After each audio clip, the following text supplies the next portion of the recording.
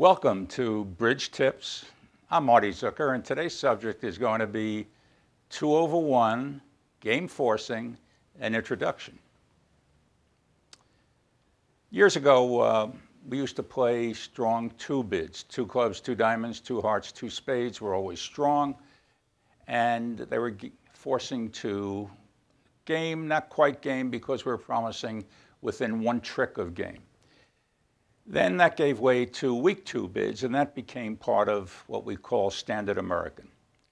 Today, 2/1 is becoming very much a part of standard American, and that great author, teacher, and expert bridge player Larry Cohn suggests that if he's teaching a new beginner, he teaches 2/1 right from the beginning. Why? Because 2/1 simplifies the bidding. It makes it much more natural, and we can bid in a very, very logical way without worrying about ambiguities that existed before we played 2/1. So what do we really mean by 2/1? If I open a diamond and partner bids two clubs, he says he has enough points for game and we should not stop bidding short of game. Likewise, if I open a heart, my partner bids two clubs or two diamonds, the same thing. He has enough points for game, and we shouldn't stop short of game. If I open a spade, and my partner bids two clubs, two diamonds, or two hearts, here again, it's game forcing, and we won't stop until we reach game. Let's look at some hands that we'll be discussing today. We're going to do 6 hands. And in each of these hands, we have opened the bidding with the heart, and partner has bid two clubs. Okay? Partner's saying, we have enough points for game. So describe your hand better. He's asking me to describe my hand better, so I will. I'll rebid two hearts. What does that tell my partner? Tells my partner I have a 6-card heart suit. He knew I had at least 5 when I opened the bidding with one heart because we play 5-card majors. When I rebid two hearts, I'm guaranteeing 6. If I didn't have 6 hearts, I would have another bid to make. And we'll see in some of the subsequent hands what that other bid might mean. Hand number B. Here again, we've opened a heart. Partners bid two clubs, game forcing. What do we bid? We have a natural bid, 3 clubs. We can support partner suit, and we tell him that right away. And by doing that and not rebidding our hearts, he knows that we have only 5, and we probably have at least 4 of his clubs. Next hand, we open a heart. Partner bids 2 clubs. What do we bid now? In the old days, if we now bid 2 spades, that would be considered a reverse. In other words, a higher ranking suit than our original bid. But since we're playing partner's 2 club bid is forcing to game, we don't have to worry about partner misinterpreting our bid. So we can bid 2 spades because partner might have 4 spades. He might have 5 clubs and 4 spades. And that's why he bid 2 clubs.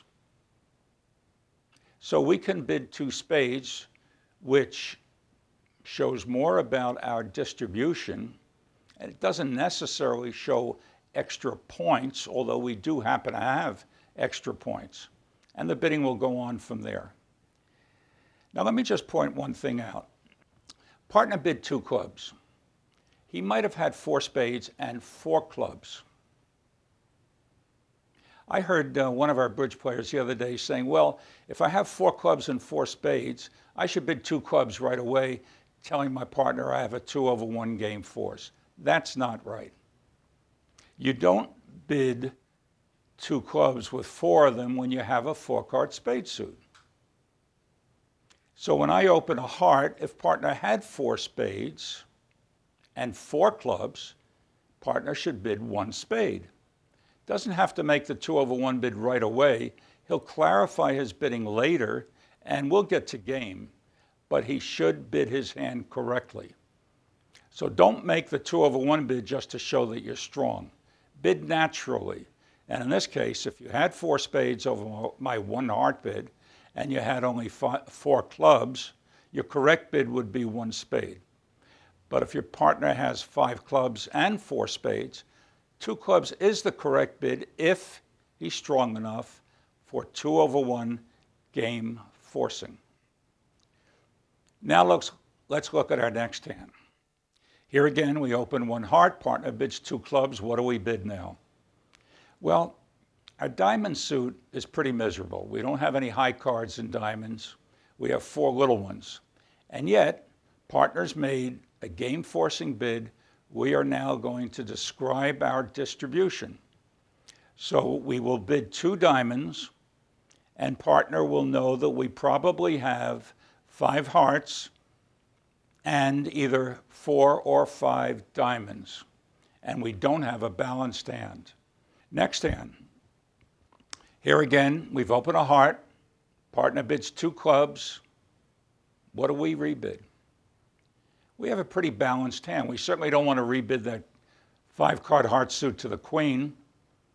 We have a balanced hand. We're going to bid 2 no trump. Doesn't necessarily say we're weak and that we have a minimum opener, although we pretty much do, but it simply shows our distribution. So we open a heart, partner bids 2 clubs, we now bid 2 no trump. Now let's look at our last hand for this bidding sequence. We open a heart, partner bids 2 clubs, what do we rebid? In a game forcing situation, you rarely want to jump the bidding because you know you're going to get to game anyway and there might be slam. So you want to keep the bidding as low as possible, but at the same time you do want to communicate. So if I open a heart with this hand and partner bid 2 clubs, I would now rebid 3 hearts. I would jump in hearts, and what does that say? It doesn't necessarily say to partner, I have a lot more points than I originally promised, but what it does say is that I have a very strong heart suit. And even if you had 1 or 2 hearts, or maybe even none, hearts is the place we should play on this hand. Okay, we've looked at 6 hands with 1 bidding sequence, at least 1 partial bidding sequence. Let's go back and review a little bit. Why are we playing 2/1 game forcing? As I said before, it's simpler. It really enables you to bid much more logically and naturally. And Larry Cohn, who, as we said before, is a great expert player, teacher, and author, strongly suggests that if he were teaching somebody from scratch, he would be teaching them 2/1 right from the beginning. And Larry has an excellent website, by the way, and he goes into great detail on this 2/1 game forcing. And I've spoken to Larry, and I've mentioned to him that I would like to use many of his hands in our examples, and he said we can certainly do that. So let's go back and review a little bit. The first bidding sequence, we open 1 heart and partner bid 2 clubs. What do we rebid? Here we have a 6-card heart suit, and we have a pretty unbalanced hand. We don't have good support for partners' clubs, but as I said, we do have a good 6-card heart suit. So we bid 2 hearts. That simply says, partner, you can count on me for a good 6-card suit. And you've already indicated that we're going to game. So I'm just describing my hand. On the next hand, we opened a heart. Partner bid 2 clubs, again saying, partner, we're forcing to game. And we happen to have 4 good clubs. So we're going to raise partner's club suit. Bidding is going to heart. He bids 2 clubs. We're going to now bid 3 clubs. On the next hand, we bid a heart. Partner bid 2 clubs. And we now bid 2 spades. Now, in the old way of bidding, that would have indicated a much stronger hand. It was a reverse. We happen to have a very strong hand, but we're not necessarily promising a very strong hand. We're just bidding naturally. We recognize the fact that when partner bid 2 clubs, he could have a 5-card club suit and a 4-card spade suit. And the correct bid with that hand, as long as he was strong enough to make a game forcing bid, would have been 2 clubs. And we stated before that if he had 4 clubs and 4 spades, his correct bid would not have been 2 clubs game forcing at that point. He would have simply bid 1 spade, and later he would have described a hand that was strong enough to game, and he would have made sure that we do get to game. On our next hand, we opened a heart, partner bid 2 clubs. We're not proud of that diamond suit, it's 4 little ones, but to show our distribution, partner should know that we have at least 4 diamonds to go along with our heart suit, which we've already promised is at least 5. So a heart, 2 clubs, 2 diamonds doesn't guarantee that we have good diamonds. It simply shows the shape of our hand. On our next hand, we opened a heart, partner bid 2 clubs. We now look at this hand, we're pretty well balanced, so we rebid 2 no trump. Simply says, partner, we have a balanced hand. My heart suit's not good enough to rebid, so I only have 5 of them.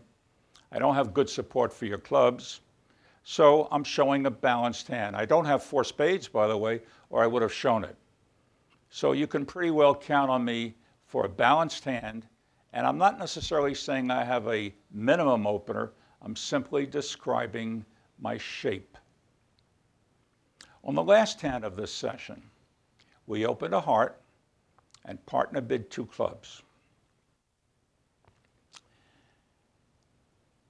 We said that we should now jump to 3 hearts simply because our heart suit is strong and it's virtually self-sufficient. And we should tell partner that. Partner, even if you don't have any hearts, but even better if you have 1 or 2, hearts is the suit we should be playing in. And our jump doesn't necessarily promise extra values, but it simply illustrates the fact that we have a very, very strong heart suit. We've said in the past in other sessions that slow arrival shows stronger hands than fast arrival. So there's no point in jumping to 4 hearts with this hand, even though we know that's where the hand should play in hearts, at least that's the right suit. We're simply showing our shape and the fact that we have a very strong suit. Now, partner, when he bid 2 clubs, is unlimited. He could have a very, very strong hand, and even if we had a minimum, there might still be slam potential on this hand. So our 3 heart bid now establishes hearts, and we can explore further in case there is a slam potential. Our hand is stronger than a minimum, and if partner shows any indication that he wants to go beyond 4 hearts, we will very probably end up in a slam, 6, maybe even 7. So today we've shown a number of different responses, or rebids rather, when we've opened in a suit and partner has made a 2/1. Remember, 2/1 applies not only with major suit openings, but when we open a diamond and partner bids 2 clubs, that is also game forcing. So that ends our session for today. We're going to have a number of other sessions on 2/1. Stay tuned to channel 63, and we look forward to seeing you again next month.